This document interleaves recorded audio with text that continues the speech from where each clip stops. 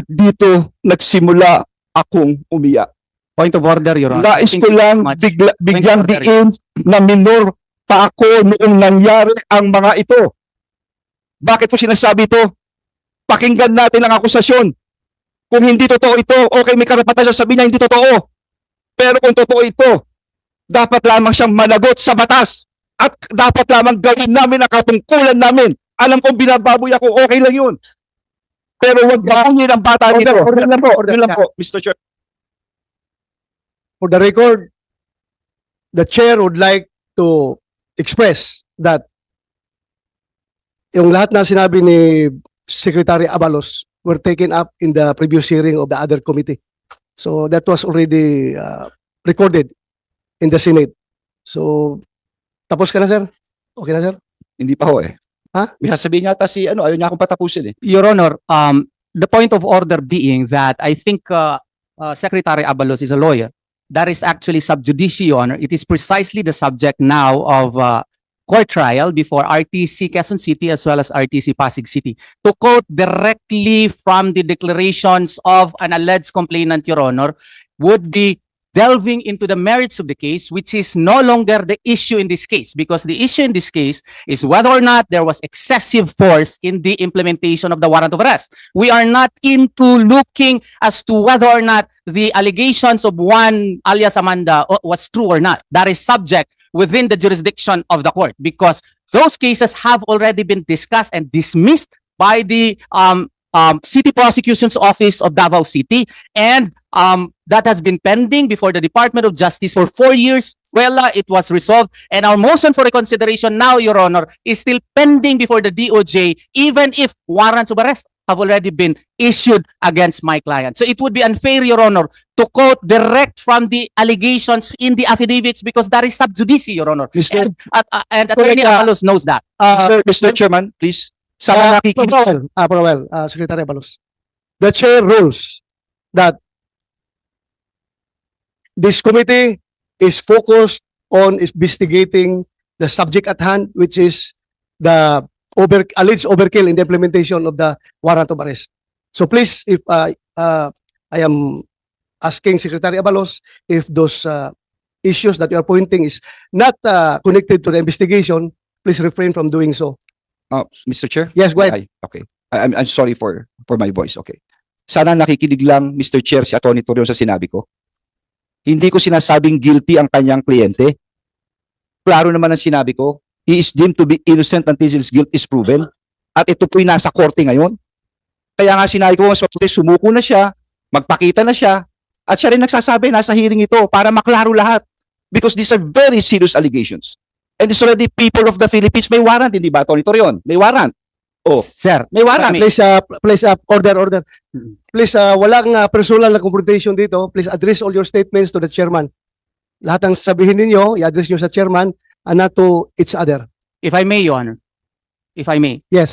The problem with the statements of Secretary Abalos, he being a lawyer, is that he quoted verbatim the allegations in the affidavit complaint, which is now actually on trial before two courts, Your Honor. So that is clearly improper, because the issue in this case is not the validity, the truthfulness, veracity of the contents of the affidavit complaint.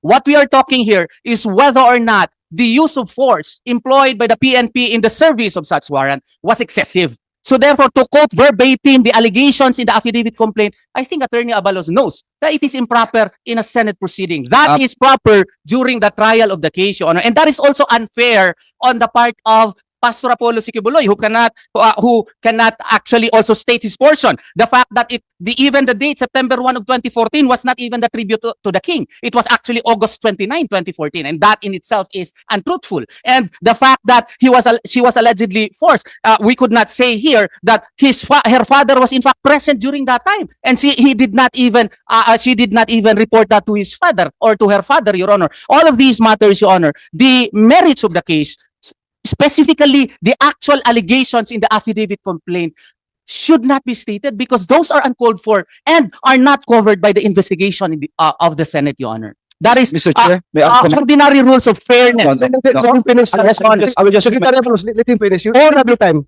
Ordinary rules of fairness and decency require that, Your Honor. Mr. Chair, may I? Okay, You can respond, Secretary Abalos. Mr. Chair, sana nakikinig lang siya, no? I mean, lahat naman tayo may tenga at naka-record to. Klarong-klaro sinabi ko, hindi ko sinite yung nasa kaso. Ang sinite ko yung dito sa Senado mismo. Dito yung hearing ni Senator Ontiveros ang sinite ko. Kaya nga yung sinasabi niya akusasyon, sana sumuko na. Sabihin mo sa kliyente mo, sumuko na, Mr. Chair. Please, I'm just asking you as an officer of the court para maklaro, precisely so that we can hear his side. With due respect, Before you respond, Attorney Torion, I would like to say na yung sinasabi ninyo is you may claim it as relevant to the issue at hand, but it is not germane to the investigation that we are conducting right now. So it has already been recorded in the Senate hearings. So I think there's no use of for this investigation. It's not germane already. Mr. Chair, Yes, go ahead. if I might finish kasi hindi ko pinatapos kaya hindi pa ako tapos kanina. Tatapusin ko lang. Pabayaan yung tapusin ko bakit ito may relasyon. Okay. Okay, go ahead. Bakit ito may relasyon? Klarong-klaro na huminto ang investigasyon. Huminto ang kaso. Sinasabi ni Atty. Torion ng side ng kliyente niya, hindi tuloy masabi. Huminto ang investigasyon sa Senado. Huminto sa RTC Pasig, RTC Davao. Nakakagulo ngayon ang pulis para hanapin siya. Hanggang ngayon, hinahanap po siya. Ngayon, hinahanap ito, sasabihin natin, excessive force, lahat po ginagamit. Masisisi ang pulis. Pero, dinidian ng pulis, hanapin si Pastor Kibuloy, hanapin siya. May difference. Mr. Chair, this has a direct correlation. Bakit? Because ang akusasyon na binasa ko calls for a direct answer. Totoo ba ito, Pastor, o hindi? Kung totoo, sige. Inosente ka. Pero kung ito hindi totoo, bilang ama, hindi dapat mangyari kung sino mang anak niya nangyari ito. Hindi dapat mangyari ito maski sa kapatid niya. Yun lang ho, hustisya lang. Dapat malaman natin ang totoo dito. Thank you, Thank Mr. you. Chair. Thank you, Secretary Abalos. You want to respond? Good morning po. Ms. Good morning po Cardona? sa lahat. Mr. Yeah, go Chair, Senator Robin, sa lahat po na nandito.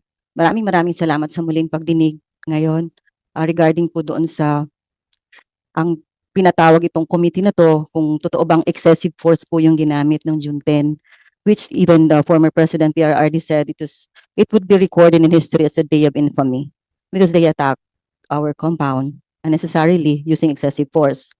Nagkataon lang, hindi nila nagawa yun kay Pastor, kaya they were not successful in doing so. Alam na natin po yung nangyari. Ang pangalawang tanong dito sa hearing na to, kung tama ba, legal ba yung bounty na 10 million para kay Pastor na hindi pa po siya convicted sa korte, yung binasa ng DILG, masakit pakinggan kasi walang katotohanan. Alam namin yon. Personally, 40 years kaming kasama ni Pastor.